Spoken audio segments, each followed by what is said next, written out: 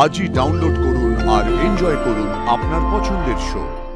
মনে পড়েছে আপনার আমাকে, আমি আপনার অপর্ণা, অপর্ণা আপনার।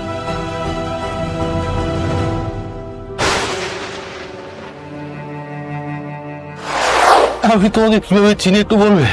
আমাকে একেবারে ভুলে গেছেন? আমি কিছু নেই, কিচ্ছু না। আমি চেষ্টা করছি, বিশ্বাস করুন, আমি খুব চেষ্টা করছি, কিন্তু আমি মনে করতে পারছি না। আপনি চলুন, ঘরে চলুন। ঘর ঘর ঘর আপনার ঘর, ওই যে। যাবেন আমার সাথে? উনি হয়তো রাজনন্দিনীর ঘরের সামনে বসে থাকতে চাইছেন, তাই হয়তো উনি শান্ত থাকছেন। উনি যেটা চাইছেন সেটাই ওনাকে করতে দেওয়া ভালো। আমি ওনার অপেক্ষা করব, আমি ওনার আমাকে মনে পড়ার অপেক্ষা করব।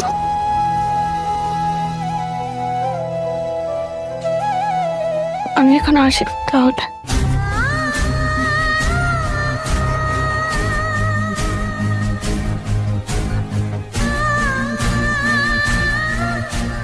অপর্ণা,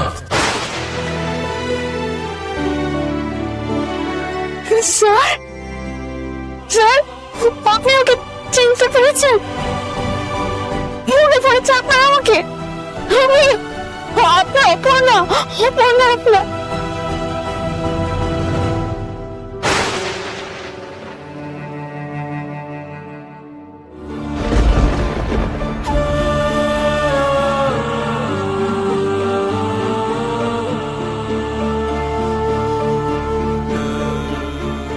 অপর্ণা,